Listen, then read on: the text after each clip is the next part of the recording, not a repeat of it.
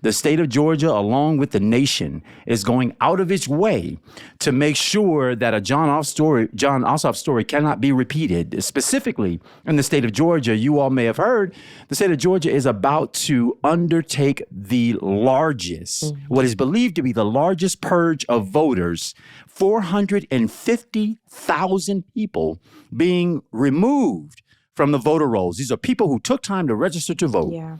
Whether they voted in previous elections or not, the last two presidential elections should be of no consequence. But they are adopting rules that say if you did not vote in the last two presidential elections, in addition to a number of other criteria that they're looking at, they're stripping your name from the voter rolls. Now, correct me if I'm wrong, but every American citizen who has the right to the ballot box, access to a vote in the ballot box, can choose to exercise that right or not exercise that right. That our choice not to does not equal being summarily disenfranchised from the process. But that's what they're doing in the state of Georgia. And we've got to raise our voices. And then I know we want to talk a little bit more in Georgia, but very quickly nationally, Donald Trump signed an executive order this week trying to, by fiat, change election law around this country. And just two quick provisions. The largest and I think most impactful pieces here is that one, he wants us who are registering to vote, he is requiring that we submit documentation to show that we are U.S. citizens. Documentation.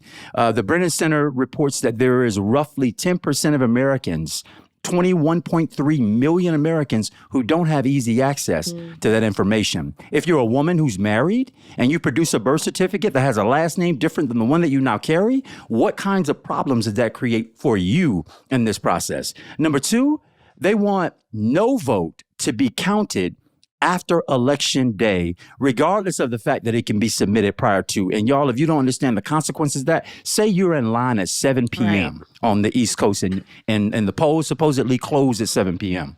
But yet you haven't had the opportunity to get inside and vote. At 7 p.m., they're saying, I don't care if you're in line.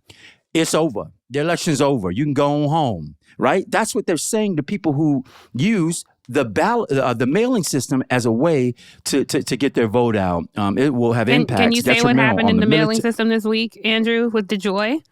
I want you to say. Well, the U.S. Postmaster General, DeJoy, resigned this week, which I thought good. He was horrible anyway. And a Trump appointee who's incredibly disrespectful to members of Congress every time he was called to testify.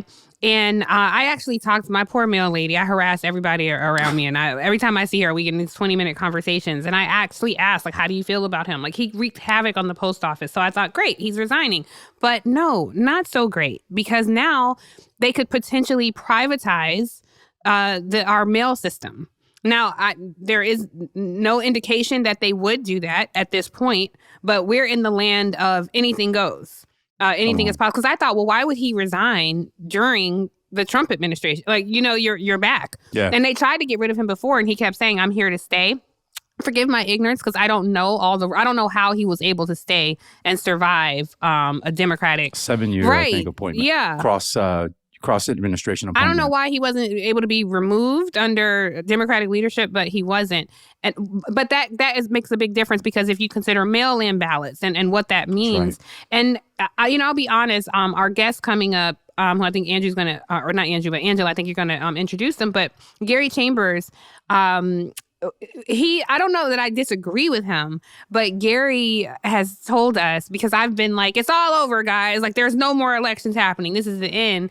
And Gary Chambers very, forcefully and perhaps rightfully so, said he's tired of hearing that. Like, you all are out here, this is his quote, you all are out here acting like elections are over. And there are 49.5 million Black people out there who believe that we will continue to vote, and that is our way to fight. And so when I hear things like this, when I heard Gary say that, it like inflated me. And then when I hear things like this, and I'm deflated again. I just don't believe we're going to have any more free and fair elections. So I'm really curious his thoughts on that. Native Land Pod is a production of iHeart Radio in partnership with Reason Choice Media. For more podcasts from iHeart Radio, visit the iHeart Radio app, Apple Podcasts, or wherever you listen to your favorite shows.